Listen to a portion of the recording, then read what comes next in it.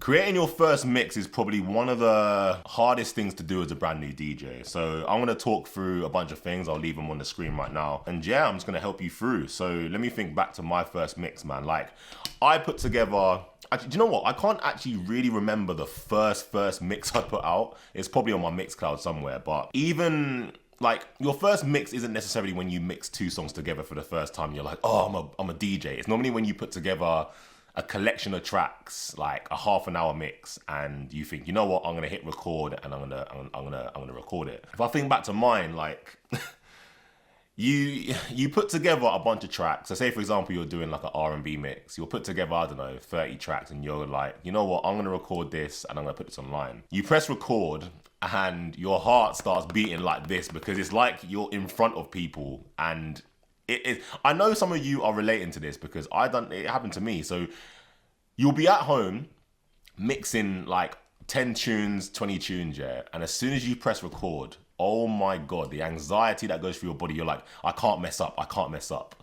So with me, I think I put a mix together. So I put together like I said, 30 tracks, and then I press record, and then I start, but my heart will be beating because I'll be like, oh, I don't want to mess it up. So I start the first tune, mix it, second tune, mix it. Then it comes to the third tune, I mess up, and I'm like, oh, I've got to start this again. And I know you've all been there. It's just all part of just learning as a DJ. Now, trying to put out your first mix is probably going to be the hardest because you're going to want to make it so perfect. And what I'm going to tell you now is it doesn't need to be perfect. It does not need to be perfect, DJs. Like, you put out a mix, you get some feedback, and you go again and go again. If you try and perfect it, you'll never get it out. Like, yeah, for me, like, I remember I used to just stop the mix, start it again. Like, say, for example, you'd get like 45 minutes into the mix. You make one wrong mistake, you scrap it completely and start again. And it's frustrating, especially if you haven't got enough time as well. If you've got a day job and you only have about an hour and a half window to do it, if you mess up, you're like, oh, I'm not doing this today, I'll do it tomorrow. It is long, but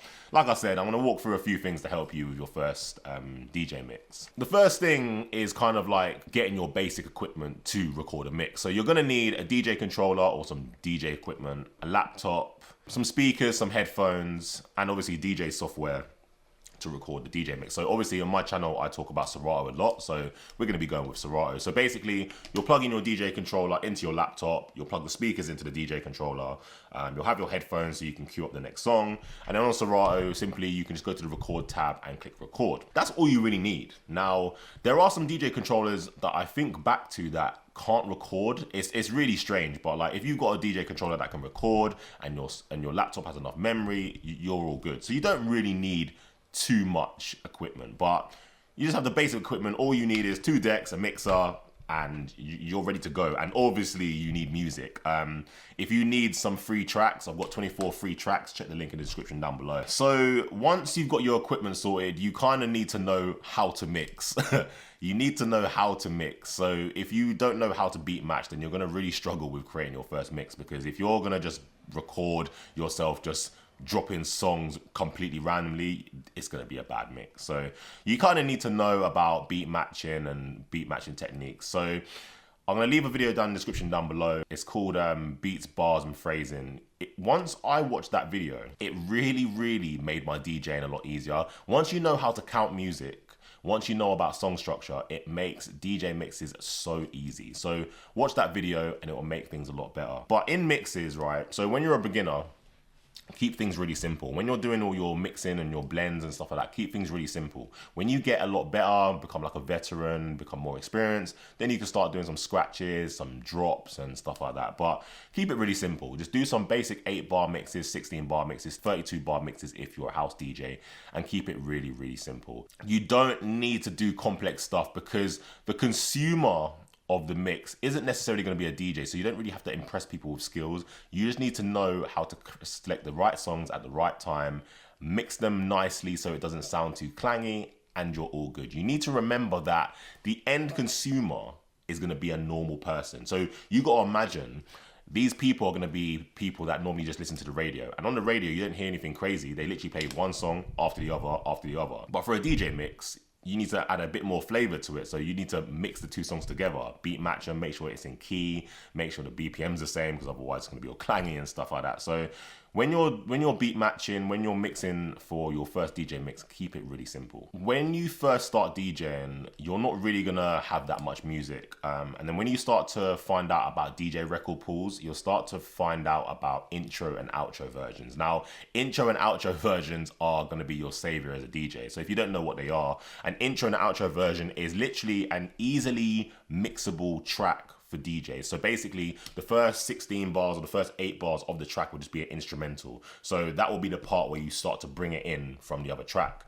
And then the outro, and then the outro will be the exact same. So the outro will have an instrumental bit that you can mix another song into. These are gonna be found on your DJ record pools. If you don't know what a record pool is, it's just a subscription website where you sign up, say for example £20 a month, and you get access to all the music on there. Some of my favorite record pools are Heavy Hits. If you want your first month for $4.99, use code DJCB in the checkout, or check the links in the description down below. I have a lot of links in the description down below with all the different record pools, all different discounts, so make sure you go check them out. So yeah, on the record pools, they do provide you with intro, outro versions, which are really helpful for DJs. I also have a music pack in the description down below that has intro, outro versions, and all the tracks are free. So check them out.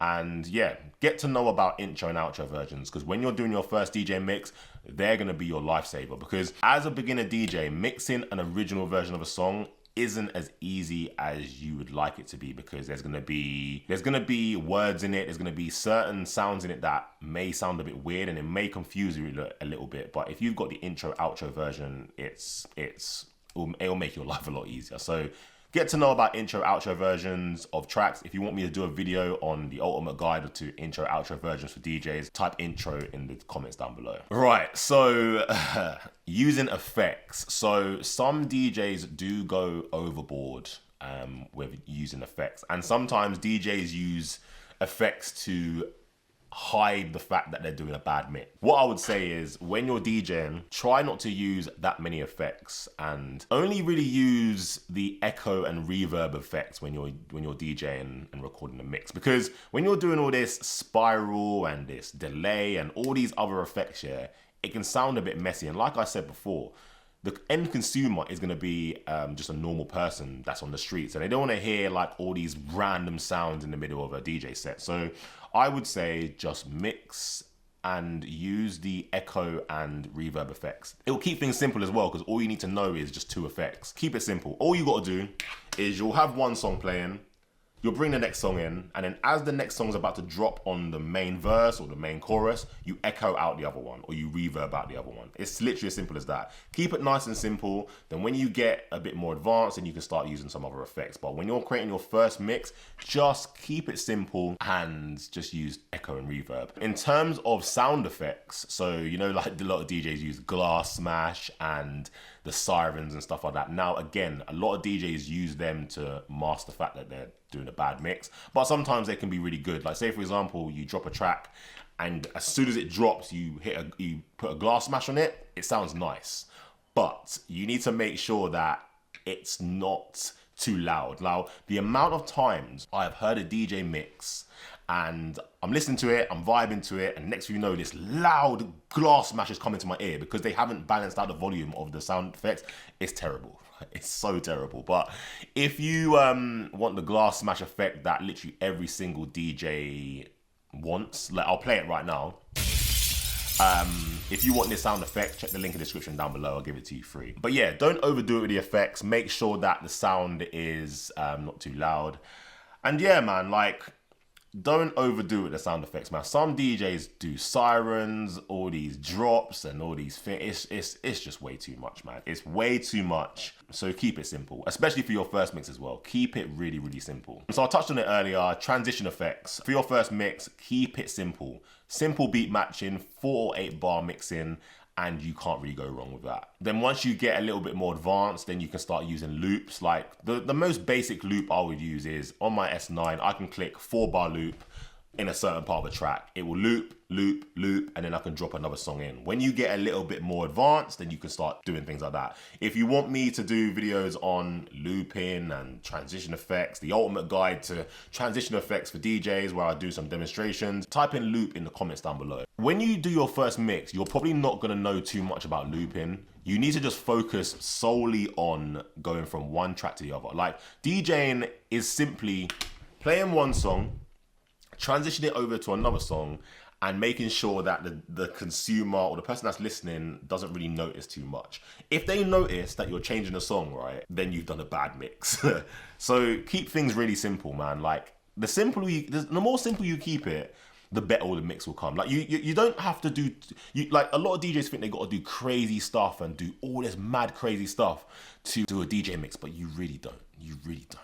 The simpler, the better. Some of the best DJ mixes I've heard are the most simplest mixes. As long as they've got good song selection and their beat matching is nice and clean, that's all you need in your first DJ mix. Structure and flow. So I guess you don't really need to have too much of a structure in a DJ mix. You're simply just gonna pick, I don't know, 30 songs that you wanna go through. So the only flow you kind of need is, like, it needs to flow in BPM, and you don't want to keep chopping and changing. So you don't want to be at like 70 BPM for one track, jump to 90 BPM, go back to 80, go back to 115, all in that. You kind of want to just kind of take the listener on a journey. So you might start at 70 BPM, you might play a track at 70 BPM, 71, 72, 73, and then you might glass smash it out, do a reverb effect out, give a bit of silence, and then go to 90 BPM. Play some songs for 90 BPM, play about 6 or 7 songs on 90 BPM, and then work your way up. What I tend to do in a DJ mix is, I don't know, I'd start at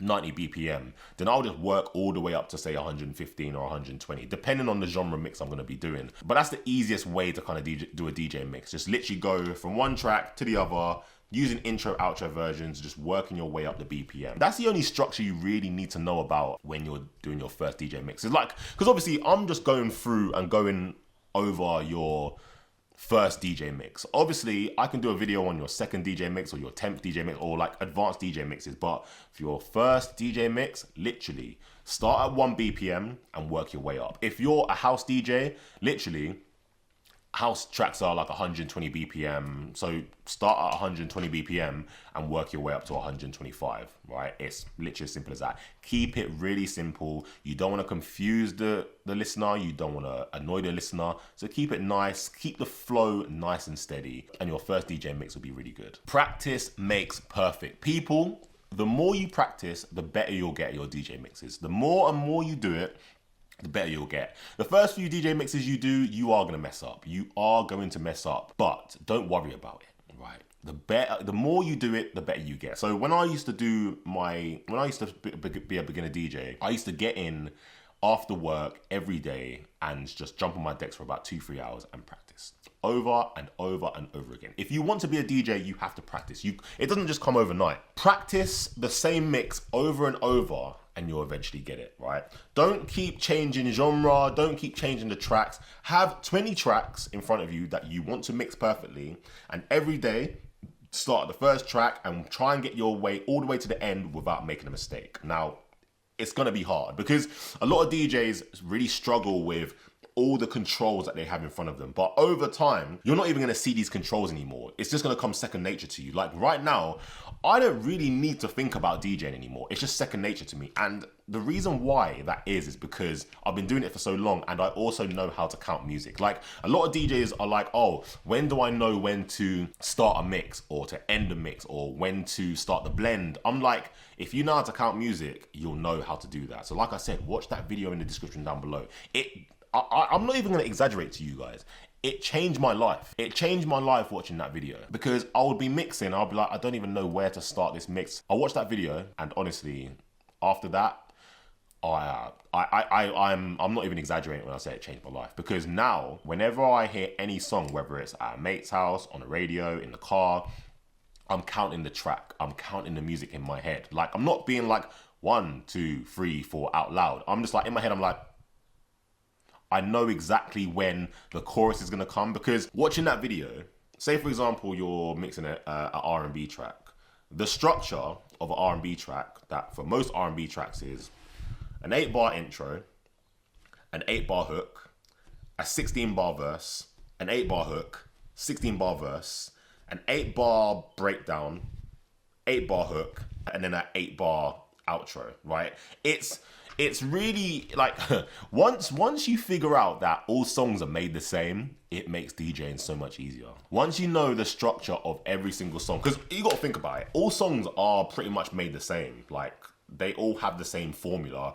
The only difference is they have different sounds and different vocals on them, but like the beat and the timing of the beat is all the same, right? So once you know that, it will change your life. The more you practice, the better you'll become, man. So practice, practice, practice. I'm thinking about starting something where DJs send me their DJ mixes and then I kind of listen to them and critique it and then give them feedback. If you're interested in something like that, check the link in the description down below and sign up. If I get enough people that want me to do it, I'll start it up and then I'll help some DJs out. Because when you do your DJ mix, right, you think, it's funny, you think that DJs are gonna listen to it, but they're not. Like, you're trying, because what will happen is you'll make your DJ mix, yeah, and you're like, oh, I need a DJ to listen to this to see if it's good. And a lot of DJs will be like, oh, I can't be bothered, whatever, blah, blah, blah. So if you lot want me to do that, I can help out. Right, I can help out. So yeah, sign up down in the description down below and yeah, we'll see from there. And then yeah, so the next thing is actually recording the mix. Like I said at the start of the video, as soon as you press record,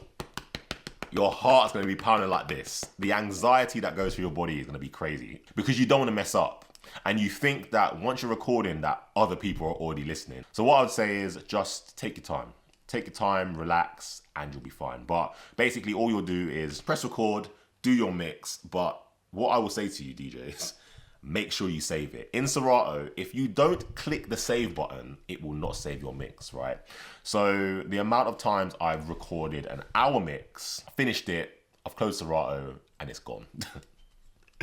So make sure, when, like, listen, like this is the good bit of advice you're gonna get from this video. Make sure that you save your DJ mix, especially if you've done it perfectly as well. Because the worst thing is you'll do a perfect mix and you don't save it, and you've got to do it again. And when you do it again, you'll mess up, man. Like, I've been there. So make sure you save your DJ mixes. But when you're recording, you are going to be nervous. But practice makes perfect, people. The more you practice, the more you have the record button on, it'll just be second nature, then you won't even think about it. Like now, when I record a DJ mix, I don't even think about it now. Like, obviously I'm 6-7 years into my DJ career, so it's a lot easier for me, but when you record your DJ mix, just take your time. Don't rush things, don't try to do anything too crazy, and I guarantee you'll get the perfect mix. Like I said previously before, you need to try and get feedback from your DJ mix. Now, the best feedback is literally, the best way to get feedback is to literally record a mix and put it out. You can put it up on SoundCloud, Mixcloud, or you can send it to your audience directly through Instagram or something like that. But yeah, like I said, if you want me to review it,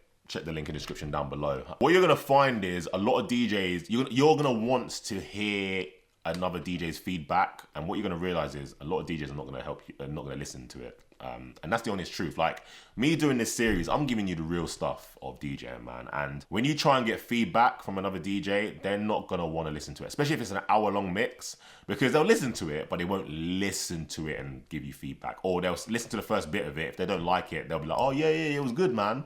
But they won't give you the honest feedback. So just bear that in mind, innit? Like, that's just the reality of everything, innit? Don't think that when you make a DJ mix, a lot of DJs are gonna help you out, because they're not. Get feedback, but the way that you'll get feedback is just purely based on likes and views and listens when you upload it online. It is difficult getting feedback, man, because no one will really want to help you. It's actually quite upsetting. No one will really want to help you, man. But yeah, try and get feedback as much as you can. There are DJs like myself that will help you out, but yeah, the best way to do it is just put it out and listen to it back yourself. Like, you are your best critique. So put the mix out and listen to it. A lot of DJs will record it and listen to it without uploading it. So they'll just put it on their phone and listen to it in their car. What I like to do is upload it to Mixcloud and press play and imagine I'm a random consumer. Like, just pretend you're a random consumer and be like, was that a good mix? Was that a good track selection? Do you know what I mean? Like, critique yourself as if you was the actual listener, not as the person recorded it. Then you'll make better mixes going forward, man. So obviously critique yourself as a DJ. If you've done a wrong beat match or you brought in a song wrong at the wrong time, then obviously you can perfect it. But what you're gonna have to do is listen to it yourself and get better and better. Because like I said, a lot of DJs won't help you. So yeah, record the mix, put it online, listen to it, and then fix what you need to fix, and then record another mix and upload it. Keep uploading mixes, then eventually you'll get a mix that's really good, and you'll start to see it because you're gonna get loads of likes and loads of views and loads of listens. So upload your mix, don't worry about it, don't care what other people think, and just do you. Then once you get a little bit better, now it's time to start being a little bit more creative. So this is your first mix, right? First mix, so just don't go too crazy. Once you've done your first mix, in the next mix, try and introduce something a bit different. Like if you just done basic beat matching in your first mix, then in your next mix, do one loop. Do one loop on maybe like the second or third track. Then that's that. Then when you do your third mix, maybe do 2 loops. When you do your fourth mix, maybe do a wordplay. Do you know what I mean? So try and get a little bit more creative as you go along. Don't try and do it in your first mix, but like in your third, fourth, fifth mix, try and get a little bit more creative. What you don't want to do is just keep doing the same thing over and over and over again. Because it's not even that the consumer will get bored, you'll get bored. And then once you get bored, then you won't upload mixes, yeah? So try and stay creative, and one way you can stay creative is just go on TikTok and watch other DJs and see what they do. And try and, don't copy them exactly, but see what they're doing and then translate it to your own style, yeah? But yeah, over time, just keep introducing new creative techniques and your DJ mixes will become a lot better over time. Now, that was me going through how to create your first DJ mix. I know how hard it is, I know how overwhelming it is, man. So that's why I'm trying to help out DJs with this How to Become a Successful DJ series. A lot of people might look at this and be like, oh, CB, man, you're not doing massive shows and you're not flying across the world, but like, it doesn't matter. I'm still a successful DJ, I'm still getting DJ bookings, and the reason why I'm doing this is because I know that you can get to my level.